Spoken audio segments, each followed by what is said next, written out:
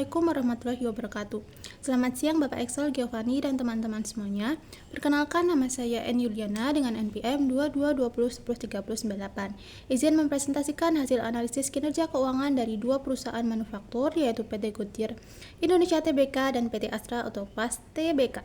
Perusahaan PT Goodyear Indonesia merupakan perusahaan manufaktur yang fokus memproduksi ban untuk mobil, kendaraan komersial, dan pesawat dengan pabrik utama di Cikarang. Sementara PT Astra Autopas Tbk merupakan anak usaha Astra Group yang bergerak di manufaktur komponen otomotif seperti suku cadang mesin, aki, ban merek Aspira, dan pelumas. Nah, keduanya tercatat di BEI dengan kode GDR untuk PT Goodyear dan Auto untuk PT Astra Autopas, di mana telah saya lakukan analisis sebelumnya menggunakan analisis common size, indeks dan indeks number pada hasil proyek 3, analisis DuPont pada hasil proyek 4, analisis arus kas hasil proyek 5, dan analisis likuiditas hasil proyek 6, serta solvabilitasnya hasil proyek 7. Nah, pertama, kita lihat dari tabel proyek yang telah dilakukan pada analisis common size dan indeks number pada laporan laba rugi, di mana secara umum jika dibandingkan dari profitabilitasnya, PT GDYR memiliki persentase beban pokok penjualan dan pendapatan yang relatif tinggi dari sisi common size statement.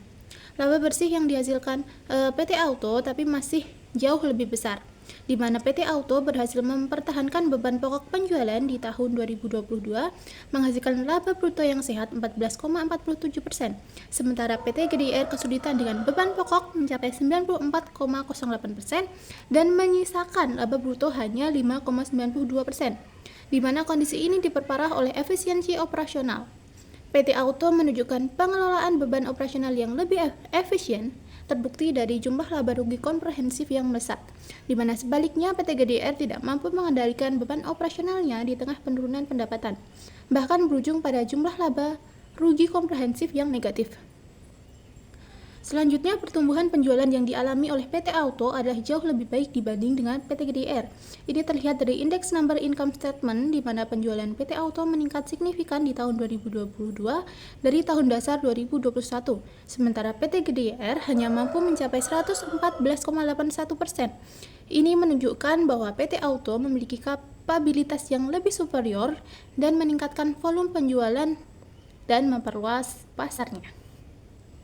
Nah, secara keseluruhan, kinerja operasional PT Auto jauh melampaui PT GDR dalam hal kemampuan mengubah penjualan menjadi laba.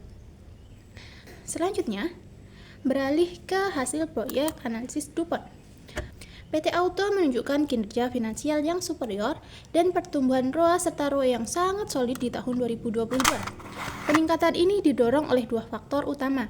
Pertama, net profit margin Auto yang melonjak dari 4,19% di 2021 menjadi 7,93% di 2022, menunjukkan kemampuan yang sangat baik dalam menghasilkan laba dari setiap penjualan. Kedua, efisiensi penggunaan asetnya juga meningkat. Dengan aset turnover yang naik, artinya perusahaan semakin efektif dalam mengkonversi aset menjadi penjualan. Pemanfaatan financial leverage pun efektif dan berhasil mengaplikasi pengembalian bagi pemegang saham karena perusahaan beroperasi secara menguntungkan. Sedangkan di sisi lain, PT GDYR menggambarkan kondisi yang mengkhawatirkan. ROA dan ROE-nya anjlok ke angka negatif di tahun 2022. Pendapatan utamanya adalah net profit margin yang merosot dari 1,62% menjadi minus 1,81%. Di mana hal ini mengindikasikan bahwa perusahaan merugi dari setiap rupiah penjualan. Meskipun aset turnover PT GDR sedikit meningkat, peningkatan efisiensi aset ini tidak mencukupi kerugian besar dari operasi. Lebih parahnya, financial leverage PT GDR yang sangat tinggi justru memperparah kerugian bagi pemegang saham, karena efek penggandaan pada laba yang negatif. Nah, analisis DuPont ini dengan jelas mengkonfirmasi krisis profitabilitas di PT GDR dan kekuatan profitabilitas di PT Auto. Selanjutnya, kita lihat kesehatan keuangan dari perspektif aliran uang tunai melalui analisis laporan arus kas. Dilihat dari tabel analisis di atas, PT GDR menunjukkan kondisi arus kas yang mengkhawatirkan pada tahun 2022. Arus kas dari aktivitas operasi mereka anjlok di mana penurunan signifikan ini menjadi alarm keras mengenai kemampuan inti perusahaan dalam menghasilkan kas dari bisnis utamanya. Meskipun ada arus kas dari pendanaan, free cash flow mereka menurun tajam dan cash reinvestment rasio anjlok drastis ke 5,38%, menunjukkan terbatasnya kapasitas perusahaan untuk mendanai pertumbuhan internal atau memenuhi kewajiban dari kas operasionalnya sendiri. Sebaliknya, PT Auto menampilkan kesehatan arus kas yang jauh lebih stabil dan kuat. Perusahaan ini konsisten menghasilkan arus kas positif dari aktivitas operasi. Hal ini mencerminkan efisiensi yang solid dalam pengelolaan pendapatan dan beban operasionalnya. PT Auto juga mampu mengendalikan pengeluaran investasi dan secara teratur membayar dividen, mengindikasikan praktik manajemen keuangan yang terencana. Dengan free cash flow yang selalu positif dan cash flow adequacy ratio yang sehat, PT Auto memiliki likuiditas yang memadai untuk memenuhi kewajiban dan membiayai rencana ekspansi di masa depan.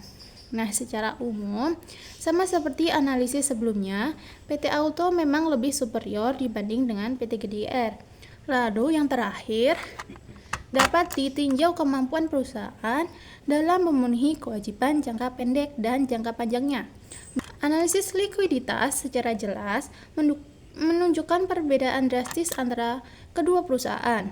PT Auto memiliki posisi likuiditas yang sangat sehat dan stabil, konsisten dengan profitabilitas dan arus kas operasional yang kuat. Hal ini terbukti dari aset tes rasio yang meningkat dari 0,90 menjadi 1,02 di tahun 2022, serta rasio kas terhadap kewajiban lancar yang stabil di 0,45, yang mengindikasikan kemampuan PT Auto yang sangat baik dalam memenuhi kewajiban jangka pendeknya tanpa mengandalkan penjualan persediaan. Sebaliknya, PT GDIR menghadapi tantangan likuiditas yang memburuk, di mana dapat dilihat langsung dari profitabilitas yang negatif dan anjloknya arus kas operasional. Ini terlihat dari penurunan cash tukaran aset rasio dari 0,25 menjadi 0,16, dan cash flow rasio yang anjlok dari 0,26 menjadi 0,03 di tahun 2022. Artinya, PT GDIR hampir tidak mampu menghasilkan kas yang cukup dari operasionalnya untuk menutupi kewajiban lancarnya. Nah, dari sisi lain, solvabilitasnya, perbedaan pun sangat mencolok, di mana PT Auto menunjukkan struktur permodalan yang terencana dengan rasio debt to equity yang rendah dan stabil di sekitar 0,31. Yang mengindikasikan ketergantungan minimal pada utang dan dominasi ekuitas dalam pendanaan aset. Ini memberikan fleksibilitas finansial dan ketahanan terhadap tekanan ekonomi. Sedangkan di sisi lain, PT GDIR menunjukkan tingkat leverage finansial yang sangat tinggi dan terus meningkat dengan rasio debt to equity mencapai 1,51 di tahun 2022. Ini berarti sebagian besar asetnya didanai oleh utang, menempatkan perusahaan pada risiko gagal bayar yang signifikan dan membebani ekuitas pemegang saham dengan risiko yang jauh lebih besar. Lalu, next, kesimpulan secara umum.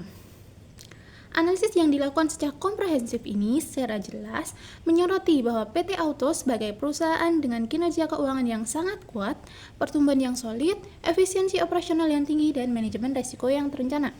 Perusahaan ini menunjukkan profitabilitas yang unggul, arus kas yang stabil, likuiditas yang sehat, dan struktur modal yang sehat pula. Sebaliknya, PT GDIR berada dalam posisi keuangan yang lemah dan mengkhawatirkan. Perusahaan ini mengalami kerugian profitabilitas yang parah, penurunan drastis dalam arus kas operasional, krisis likuiditas, dan tingkat utang yang sangat tinggi, yang meningkatkan risiko solvabilitasnya. Ini tentunya mengindikasikan bahwa PT GDIR membutuhkan fundamental yang serius untuk memulihkan kesehatan keuangannya. Dan secara keseluruhan dapat diambil kesimpulan bahwa dari beberapa analisis yang telah dilakukan, dinyatakan bahwa PT Auto lebih superior dibanding PT GDIR. Nah, mungkin cukup sekian yang dapat saya sampaikan mengenai hasil analisis yang saya lakukan. Semoga memberikan informasi yang bermanfaat, dan ada salah kata maupun perbuatan saya mohon maaf. Wassalamualaikum warahmatullahi wabarakatuh.